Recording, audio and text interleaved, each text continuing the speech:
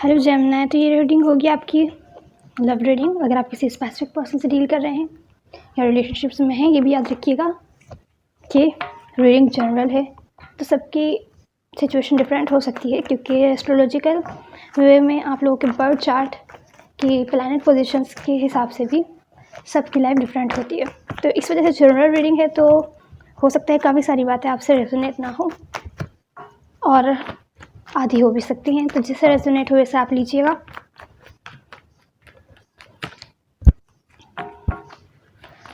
तो Gemini, Jupiter है आपके फर्स्ट हाउस में, जो कि आप लोगों के लिए काफ़ी अच्छा हो सकता है आप लोगों की पर्सनालिटी डेवलपमेंट के लिए। जिन लोगों का राइजिंग जेमिनी है और वो सेकंड मैरिज के लिए वेट कर रहे हैं, तो ये एयर उनका चांस हो सकता है सेकंड मैरिज के, क्योंकि जुपिटर की पोजीशन आपके फर्स्ट हाउस में है। तो ये आपके लाइफ के काफ़ी सारे मामलात को बेहतर बनाएगा, आपकी पर्सनालिटी को आप में कुछ ऐसी चीज़ें लेकर आएगा जो कि लोगों को काफ़ी अट्रैक्टिव लगेंगी। आपको अपने अंदर बेहतरी महसूस होगी। कोई अगर बुरी आदत थी तो वो आप छोड़ेंगे और अच्छी आदतें अपनाने में कामयाब होंगे।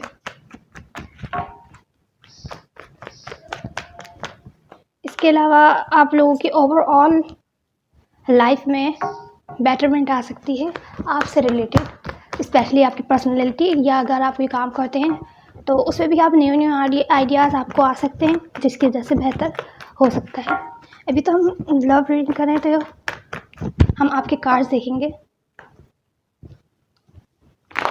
तो जेमिनी, यहाँ ओवरऑल में मुझे दिख रहा है कोई काफ़ी खुश है और दूर जाते हुए दिख रहा है, किसी को पीछे छोड़कर या किसी चीज़ को पीछे छोड़कर।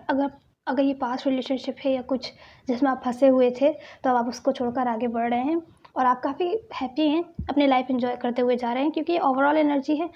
ऐसा भी हो सकता है ये आप ना हो, आपके पर्सन हो। तो ये हम आपके आगे कार्ड्स में देखेंगे, जो कि मुझे दिख रहा है जैसे आप डील कर रहे हैं।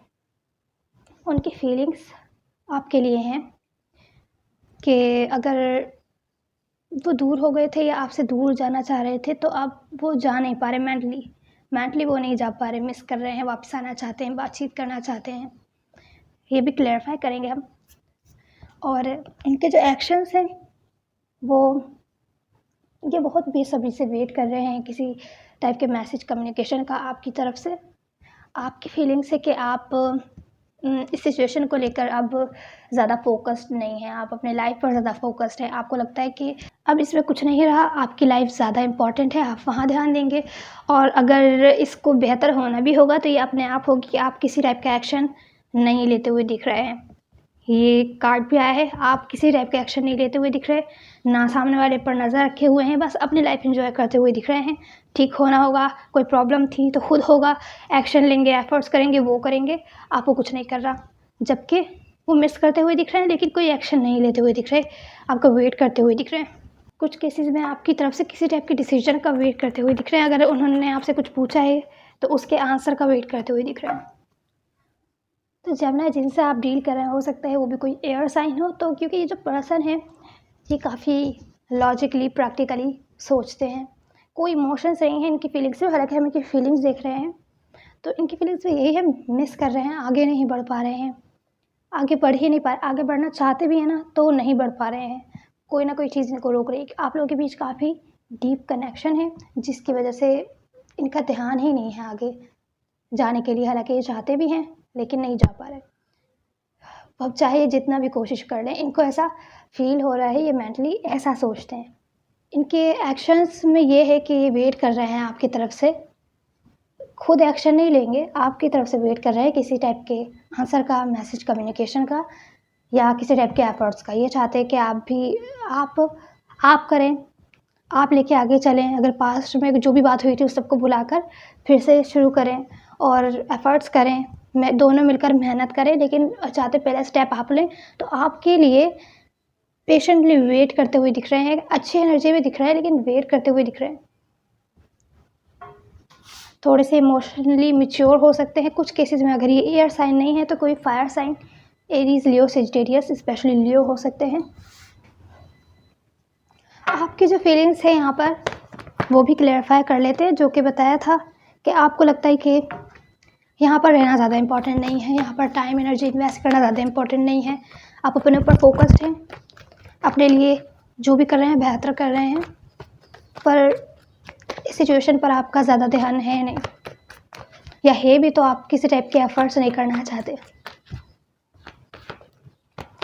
थोड़ा सा कुछ लोगों के लिए कह सकते हैं कि आप लोगों में थोड़ा सा ईगो आ गया है, चाहे आप एक्सेप्ट करें कि नहीं करें, थोड़ा सा ईगोइस्टिक हो सकते हैं आप हो, कि अगर कोई गलती भी हुई थी तो आप एक्सेप्ट नहीं कर रहे, या अगर उनसे गलती हुई थी तो आप माफ़ नहीं कर रहे, कुछ केसेस में।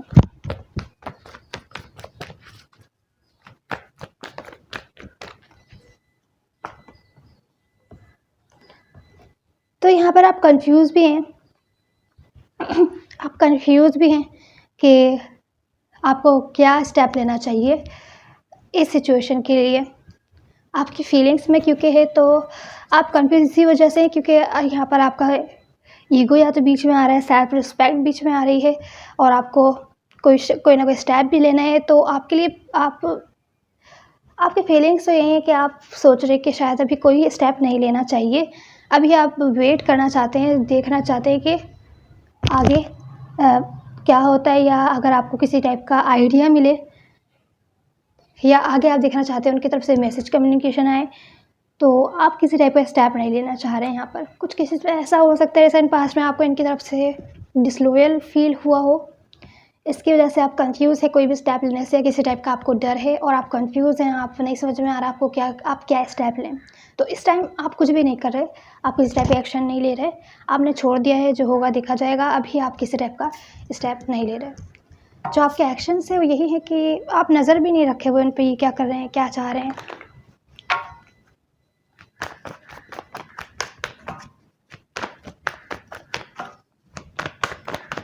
अगर आप कुछ करेंगे भी आगे तो मेंटली तौर पर पहले प्लानिंग करेंगे, क्योंकि यहाँ पर कोई एक्शन का कार्ड नहीं आया है।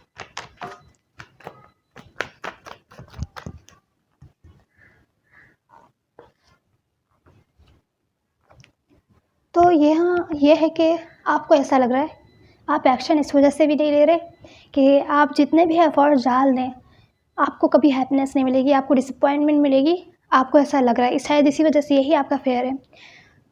और जिस टाइप की आप स्टेबिलिटी चाहते हैं रिलेशनशिप में, परफेक्ट बनाना चाहते हैं, वो परफेक्टमेंट आपको नहीं मिल सकती। भले आप जितने भी अपना टाइम एनर्जी इन्वेस्ट करें, जितने भी एफर्ट्स डालें, जो भी आप चाहते हैं वो आपको नहीं मिल सकता और आपको डिसअपॉइंटमेंट ही मिलेगी। तो इस वजह से आपने छोड़ा हुआ है, आप सोच भी नहीं रहे इस बारे में, ऐसा कह सकते हैं। प्लीज़ बैकग्राउंड की नॉइस को इग्नोर कीजिएगा। आप लोगों की एडवाइस देख लेते हैं अब।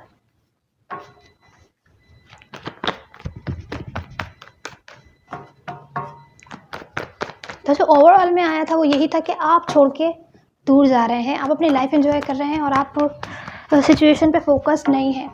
ये आपकी ही एनर्जी थी। एडवाइस में ये है कि होपफुल रहिए आप। अगर आपको वो किसी भी सिचुएशन को लेकर होपलेस फील हो रहा है, भले यही सिचुएशन क्यों ना हो, आप हमेशा होपफुल रहिए कि आगे चल के चीज़ें ठीक होंगी। भले अभी ठीक नहीं है लेकिन कोई ना कोई हल ज़रूर निकलेगा। तो आप लोगों का यही एडवाइस है, अगर आप सिचुएशन को, अपने इमोशंस को नहीं छुपाते। हाँ, मुझे दिख रहा है कि हो सकता है आप लोग अपने इमोशंस छुपा रहे हो, इग्नोर कर रहे हो या अवॉइड कर रहे हो अपने इमोशंस। यहाँ पर अपने इमोशंस को नहीं छुपाइए। जो भी सिचुएशन है आपके दिल में, जो भी डाउट्स हैं, अगर आपको डिसलॉयलिटी फील हो रही है, जो भी बात है, आप सामने वाले पर्सन को साफ साफ दिल की बात कहिए। अगर आपको कुछ बुरा लगा है तो साफ कहिए, अपने इमोशंस नहीं छुपाइए, कैसा आपको फील हुआ, कैसा उनकी बात ने आपको फील करवाया। यही एडवाइस है आपकी। क्लियर बनिए और मैसेज कम्युनिकेशन आप ही दीजिए। आप थोड़ी लाइट वे में बातचीत करने की कोशिश कीजिए, उसके बाद अपनी बात सामने रखिए। इसी तरीके से आपको जो भी आप चाहते हैं वो आपको मिल पाएगा। होपफुल रहना बहुत ज़रूरी है। तो ये थी आपकी रीडिंग जेमिनी। उम्मीद है आपको कोई ना कोई हेल्प मिली होगी। Please like share subscribe. Hopefully see in the next one. Good bye.